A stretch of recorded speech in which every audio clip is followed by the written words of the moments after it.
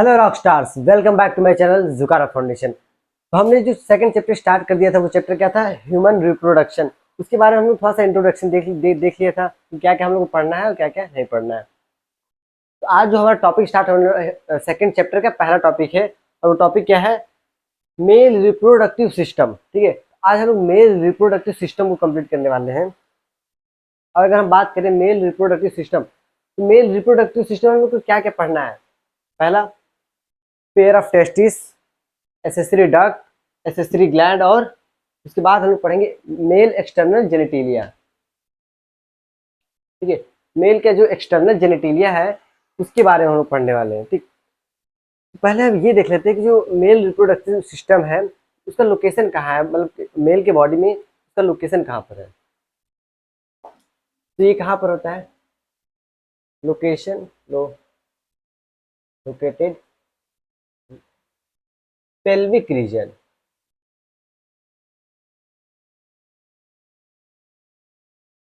जो हमारे बॉडी का पेल्विक रीजन होता है उसमें लोकेटेड होता है मेल रिप्रोडक्टिव सिस्टम। अब पेल्विक पेल्विक रीजन क्या होता है वो भी देखना पड़ेगा।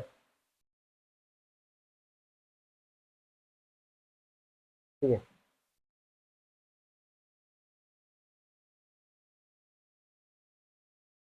एक सेकेंड, थोड़ा इसको और बड़ा बनाते हैं।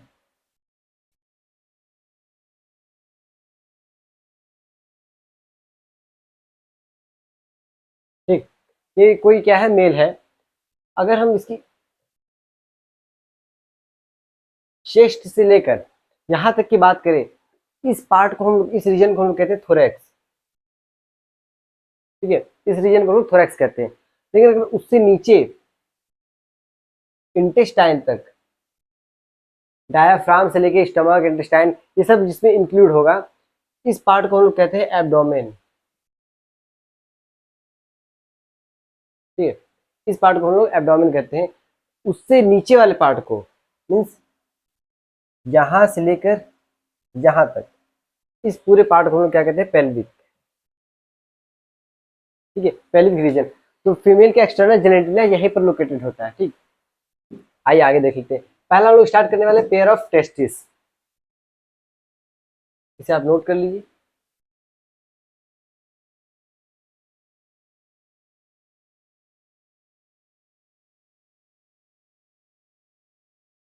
क्या है? टेस्टिस।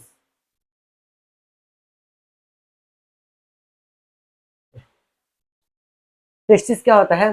ये एक जो मेल है, मेल का प्राइमरी रिप्रोडक्टिव ऑर्गन होता है, कह सकते हैं, या फिर हम कह सकते हैं primary sex organ.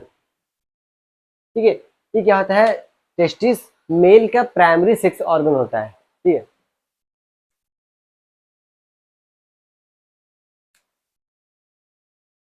Primary sex organ in, पहली बात तो ये सबसे इंपॉर्टेंट यही है कि क्या होता है? प्राइमरी सेक्स ऑर्गन होता है और एक पेयर में होता है। ये सिंगल नहीं होता है, जोड़े में होता है, पेयर होता है, एक और एक दो। ठीक है, टेस्टिस पेयर में होता है, प्राइमरी सेक्स ऑर्गन होता है मेल का। और ये करता क्या है? ये एक हार्मोन रिलीज करता है, हार्मोन सिक्रेट करता है। उस हार्मोन का नाम है टेस्टोस्टेरॉन।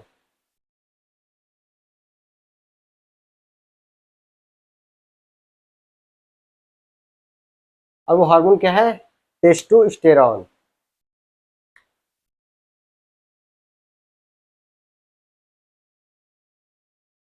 ठीक है, टेस्टिस से जो हार्मोन निकलता है उस हार्मोन का नाम क्या है? टेस्टोस्टेरॉन। ये तो टेस्टोस्टेरॉन की बात हुई। और ये हार्मोन जो होता है करता क्या है? तो ये क्या करता है? ये सेकेंडरी सेक्सुअल कैरेक्टर को ये क्या करता है? कंट्रोल करता है। अब सेकेंडरी सेक्सुअल कैरेक्टर जैसे कि जो मेल होते हैं 12-13 साल के बाद उनमें क्या होता है? उनके उनकी जो बॉडी होती है उनका ग्रोथ होता है बहुत तेजी से, दाढ़ी मूछ का आना, और जो आवाज होती है, साउंड वॉइस होती है उनका भारी हो जाना। ठीक है, लो पिच। ये क्या करता है? कंट्रोल।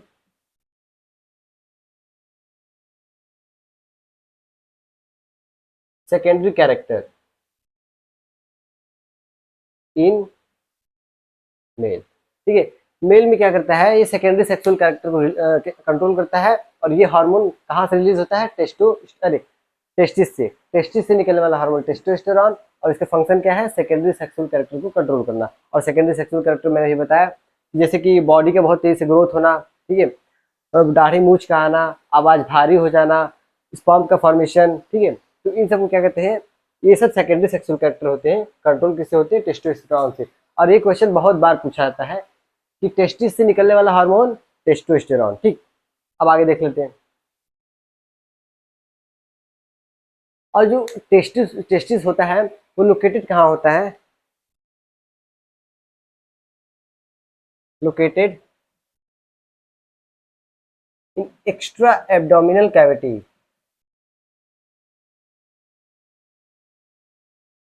एक्स्ट्रा एब्डोमिनल कैविटी, ठीक है। यहाँ पर ये एनसीईआरटी की लाइन दी हुई है कि जो टेस्टिस होता है वो एक्स्ट्रा एब्डोमिनल कैविटी में क्या होता है, कह सकते हैं उपस्थित होता है। और एक्स्ट्रा एब्डोमिनल कैविटी मतलब अगर ये किसी की बॉडी है, ठीक है, एब्डोमिन वाला पूरा पार्ट है, ठीक है, ये क्या होता है थोड़ा सा हमारे एब्डोमेन के बाहर होता है, हमारे अंदर नहीं होता है। ये हमारे एब्डोमेन वाले पार्ट से ये बाहर लोकेटेड होता है। और किसमें लोकेटेड होता है, एक पाउच लाइक स्ट्रक्चर होता है जिसे हम लोग कहते हैं स्क्रोटम, ठीक है, cavity in pouch like structure called scrotum,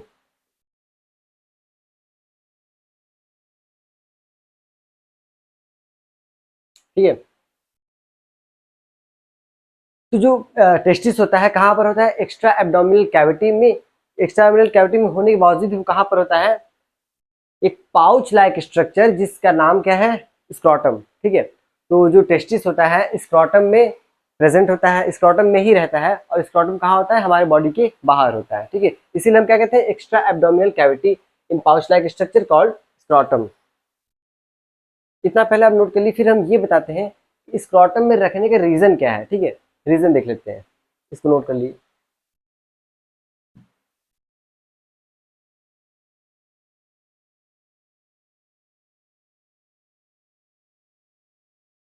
ठीक है, आइए हम देख लेते हैं इसका रीजन क्या है।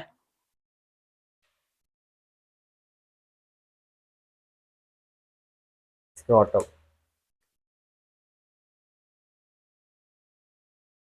ठीक है, स्क्रोटम। तो स्क्रोटम जो एक ऐसा थैला, ठीक है, ठीक है, ऐसा ही एक स्ट्रक्चर होता है जिसे हम कहते हैं स्क्रोटम। और इसी में दोनों टेस्टिस क्या होते हैं, ऐसे होते हैं, ठीक है। इसी पाउच लाइक स्ट्रक्चर को हम कहते हैं स्क्रोटम। और इसमें रखने का ये रीजन होता है, पहले तो हम ये देखें कि एक्स्ट्रा एब्डोमिनल कैविटी में ये होता क्यों है, मतलब हमारे बॉडी से बाहर क्यों होता है। क्योंकि हमारे जो स्क्रोटम है, ठीक है, ये इसलिए बाहर होता है क्योंकि हमारे बॉडी के टेम्परेचर से 2 से 2.5 डिग्री सेल्सियस कम इसका टेम्परेचर हो सके, ठीक है। टेम्परेचर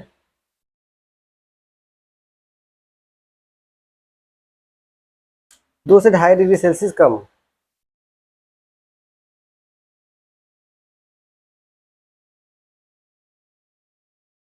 2 से 2.5 डिग्री सेल्सियस कम, ठीक है। तो स्क्रोटम में यही रीजन होता है होने का कि जो टेम्परेचर होता है हमारे बॉडी टेम्परेचर से 2 से 2.5 डिग्री सेल्सियस कम होता है। और कम होने का ये रीजन है कि अगर ये हमारे जितना हमारे बॉडी का टेम्परेचर है अगर उतना ही टेम्परेचर होता तो स्पर्मेटोजेनेसिस का प्रोसेस नहीं हो पाता, मतलब स्पर्म बनते लेकिन वो डेड कर जाते, ठीक है। तो जो मेल गैमेट है वो बन नहीं पाता प्रॉपर, और वो रिप्रोडक्शन नहीं कर सकता है, ठीक है। तो इसलिए इनका टेम्परेचर कम होता है ताकि स्पर्मेटोजेनेसिस का प्रोसेस जो स्पर्म का फॉर्मेशन अच्छे से हो सके, ठीक है। इसलिए क्या होता है, इसका टेम्परेचर थोड़ा कम होता है क्योंकि स्पर्म के बनने के लिए टेम्परेचर थोड़ा कम चाहिए होता है बॉडी टेम्परेचर से। इसलिए क्या होता है, ये टेस्टिस स्क्रोटम में होता है और एक्स्ट्रा एब्डोमिनल कैविटी में होता है, मतलब बॉडी के थोड़ा सा बाहर होता है। ये स्क्रोटम हो गया। और स्क्रोटम, ठीक है,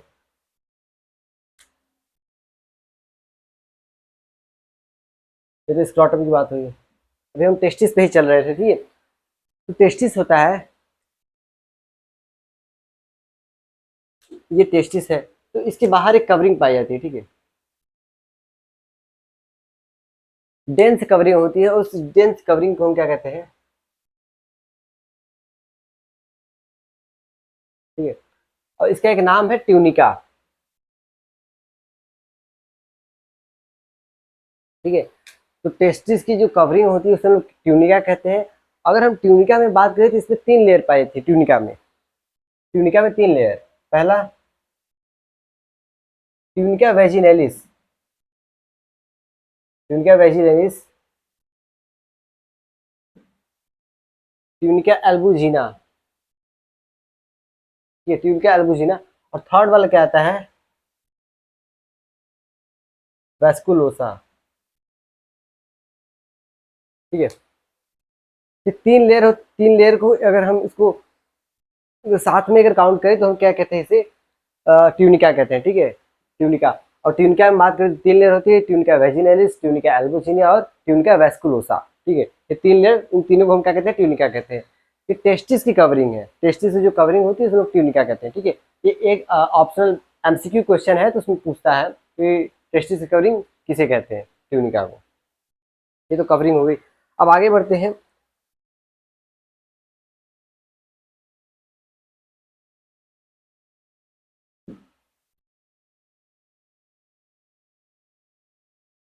इसका जो साइज होता है, ठीक है, साइज,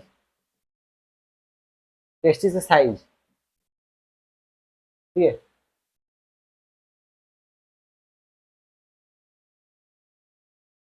2 से 3 सेंटीमीटर क्या होता है इसका वेट, मतलब 2 से 3 सेंटीमीटर ये चौड़ा होता है, और 4 से 5 सेंटीमीटर ये क्या होता है, लेंथ। तो टेस्टिस की लेंथ कितनी होती है, 4 से 5 सेंटीमीटर, और इसकी अगर वेट मतलब चौड़ाई की बात करें तो ये क्या होता है, 2 से 3 सेंटीमीटर, मतलब 2 से 3 सेंटीमीटर चौड़ा, और 4 से 5 सेंटीमीटर ये लंबा होता है, ठीक है।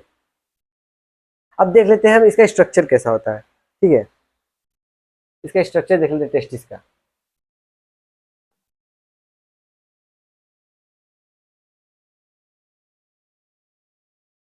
ठीक है।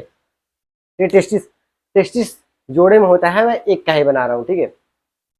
इसमें क्या होता है,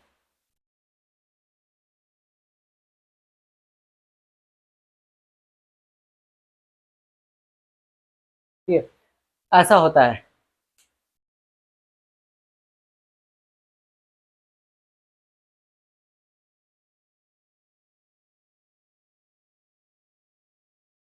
ठीक है। ये स्ट्रक्चर किसका है, टेस्टिस का है। और ये जो आपको ब्लैक वाला ऐसे दिखाई दे रहे हैं, इसमें बहुत सारे, ये तो कम ही दिखाई दे रहे हैं, इसको कहते हैं टेस्टिकुलर लोब्यूल,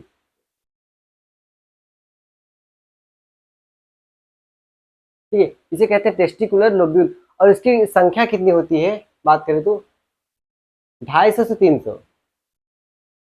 250 से 300, मतलब एक टेस्टिस में 250 से 300 टेस्टिकुलर लोब्यूल पाए जाते हैं।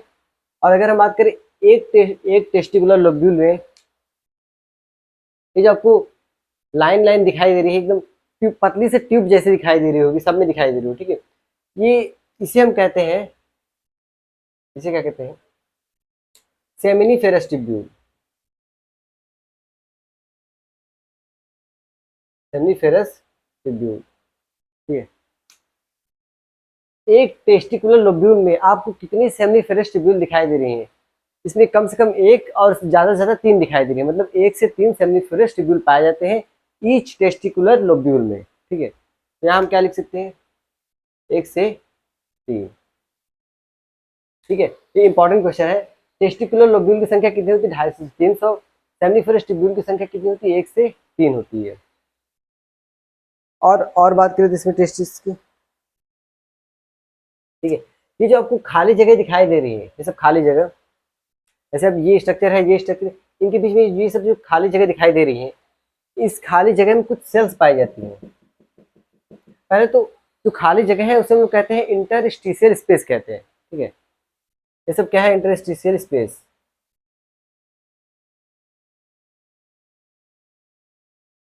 इंटरस्टिशियल स्पेस, ठीक है। जो खाली जगह है उसको हम कहते हैं इंटरस्टिशियल स्पेस। और इंटरस्टिशियल स्पेस में कुछ सेल्स प्रेजेंट होती हैं, उन सेल्स को हम कहते हैं लेडिग सेल। ठीक है, ये जो ऐसे सेल्स दिखाई दे रही हैं, इन सेल्स को हम कहते हैं यहाँ लेडिग सेल। ठीक है, इस सेल्स को हम कहते हैं लेडिग सेल। और लेडिग सेल क्या करता है, ये लेडिग सेल कुछ हार्मोन्स रिलीज करते हैं, जिस हार्मोन को हम कहते हैं एंड्रोजन। इंपॉर्टेंट क्वेश्चन है ये। ठीक है, बहुत बार पूछा जाता है कि एंड्रोजन कहाँ से रिलीज होता है और किस सेल से रिलीज होता है। ठीक है, तो मैं यहाँ इरेज कर रहा हूँ। ठीक है, इससे निकलने वाला हार्मोन क्या है, एंड्रोजन। ठीक है, ये मेल में होता है। ठीक है, तो लीडिंग सेल से हार्मोन कौन सा निकलता है, एंड्रोजन। और एंड्रोजन एंड्रोजन एंड्रोजन को ही हम कहते हैं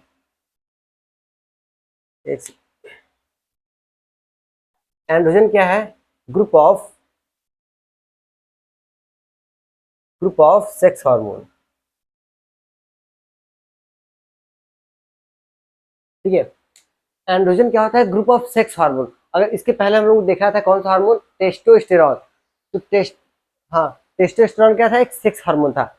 तो एंड्रोजन में वो भी आ जाएगा, क्योंकि ये क्या है, ग्रुप ऑफ सेक्स हार्मोन, मतलब एंड्रोजन में बहुत सारे हार्मोन इंक्लूड होंगे। ठीक है, तो एंड्रोजन क्या है, ग्रुप ऑफ सेक्स हार्मोन। इसी में हमारे टेस्टोस्टेरॉन भी इसी में आएगा। ठीक है, तो ये क्या हो गया, टेस्टिस का स्ट्रक्चर।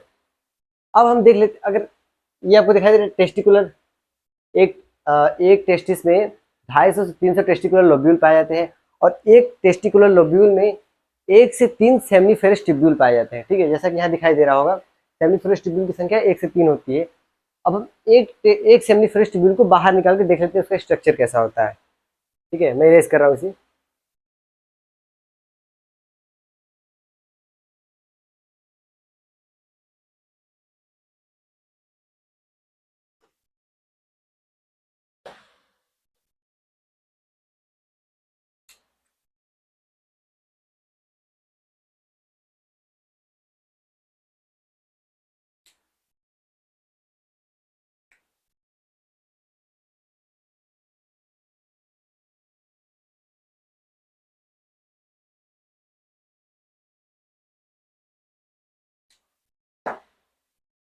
ठीक है, इसमें क्या होती है, सेमिनिफेरस ट्यूब्यूल्स में दो तरह की कोशिकाएं, मतलब दो तरह की सेल्स प्रेजेंट होती हैं। ये जो बड़ी वाली सेल्स दिखाई दे रही है, इसे हम लोग कहते हैं सर्टोली सेल। ठीक है, जो बड़ी वाली सेल है उसे सर्टोली सेल कहते हैं, लेकिन जो छोटी वाली सेल दिखाई दे रही है इसे हम जर्म सेल कहते हैं। ठीक है, तो एक सेमिनिफेरस ट्यूब्यूल में दो तरह की सेल्स प्रेजेंट होती हैं। पहला क्या है, सर्टोली सेल, और दूसरा क्या है, जर्म सेल। जर्म सेल क्या करता है, जर्म सेल से फॉर्मेशन होता है स्पर्म का, लेकिन सर्टोली सेल से क्या होता है, सर्टोली सेल न्यूट्रिशन देती है स्पर्म को। ठीक है, इसी को हम नर्स सेल भी कहते हैं,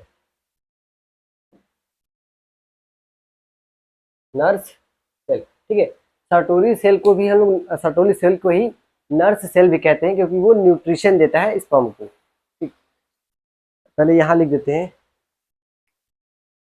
ये किसका स्ट्रक्चर है, सेमिनिफेरस ट्यूब्यूल।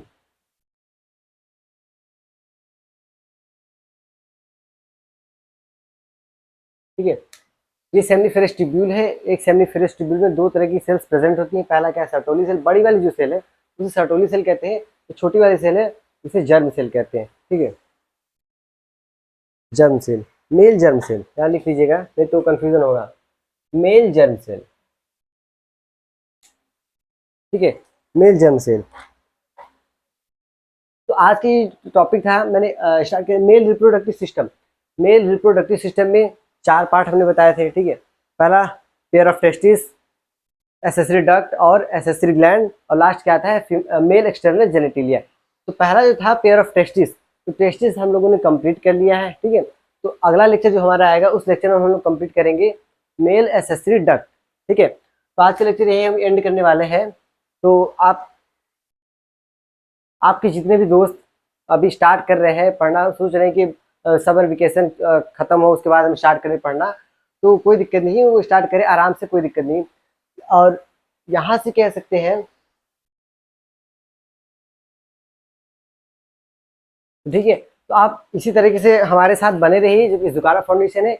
और हमारे इस चैनल को थोड़ा सपोर्ट दीजिए, लाइक सब्सक्राइब और शेयर करिए, ठीक है। और बेहतरीन तरीके से पढ़ाई में लग जाइए, क्योंकि लहरों से डर कर नौका पार नहीं होती और कोशिश करने वालों की कभी हार नहीं होती, ठीक है। Thank you very much and keep watching.